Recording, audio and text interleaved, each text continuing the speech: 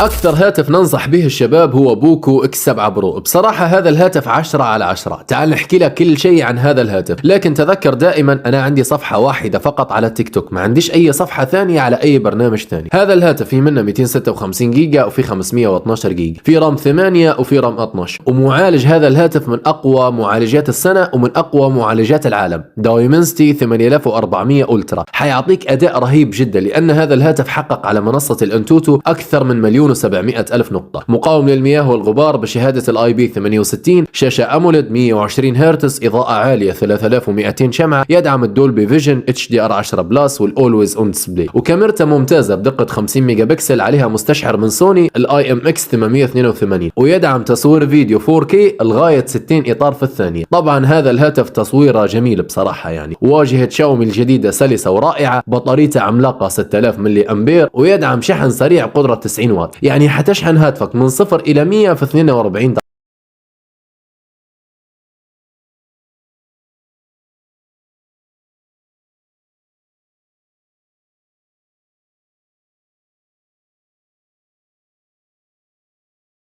تعال نحكي لك كل شيء عن السامسونج الاي 36 والاي 56، لكن تذكر عندي صفحة واحدة فقط على التيك توك، ما عنديش اي صفحة ثانية على اي برنامج ثاني. نبدأ اول شيء بالاي 36. اول شيء تصميم الهاتف جميل جدا، خفيف الوزن بشكل غريب، مريح في اليد، حقيقة شيء جميل جدا. في منه 128 جيجا، في 256 جيجا، في رام 6 وفي رام 8 وفي رام 12، والهاتف مقاوم للمياه والغبار بشهادة الاي بي 67، معالج جديد كليا من كوالكوم سناب دراجون 6 جيل الثالث، اداء ممتاز، عليه احدث نظام اندرويد 15، واجهة ون يو اي 7 نفس الموجودة على الاس 25 الترا بالضبط، يعني حتحس ان استخدام الهاتف سلس وسريع، اسرع من الواجهة السابقة الون يو اي 6 بفرق شاسع جدا. الهاتف تبارك الرحمن سريع وسلس بشكل غريب جدا. طبعا شاشة الهاتف من نوع سوبر اموليد، تدعم ال 120 هرتز، وشاشة السوبر اموليد غنية عن التعريف، مش حنغوص في تفاصيل كثيرة بخصوص الشاشة. شاشة 10/10. ننتقل حاليا الى الكاميرا. كاميرات هذا الهاتف جميلة بدقة 50 ميجا بكسل، تدعم تصوير فيديو 4K من الكاميرا الأمامية ومن الكاميرا الخلفية، يعني حتاخذ تصوير فيديوهات جميلة، صور واقعية جدا، ألوان محترمة. حقيقة هذا الهاتف كاميراته جميلة. بطاريته بسعة 5000 ملي أمبير، ويدعم شحن سريع بقدرة 45 واط، يعني نفس الألترا بالضبط، حتشحن هاتفك من 0 إلى 100 في ساعة تقريبا. فالاي 36 يعتبر صفقة جميلة جدا. شكرا سامسونج على هذا الهاتف الرائع. ننتقل حاليا للاي 56، وزي ما حكيت لك في بداية الفيديو عندي صفحة واحدة فقط على التيك توك، ما عنديش أي صفحة ثانية على أي برنامج ثاني. في منه ال 128 جيجا، في 256 جيجا، في رام 8 وفي رام 12، ويدعم الشريحة الإلكترونية المدمجة الاي سم، مقاوم للمياه والغبار بشهادة الاي بي 67. معالج هذا الهاتف ممتاز واقوى وافضل، اكزينوس 1580، حيعطيك اداء رائع ومبهر جدا. سلاسة، واجهة في النظام بشكل غريب جدا، خفة في الوزن رائعة في هذا الهاتف. انا اتمنى كل شخص فيكم يحمل هذا الهاتف. تبارك الرحمن ولا غلطة يا سامسونج. شاشة من نوع سوبر اموليد 120 هرتز، اضاءة الشاشة 1900 شمعة، وكاميرا خيالية، ألوان واقعية، دقة في التفاصيل، 50 ميجا بكسل، تدعم تصوير فيديو 4K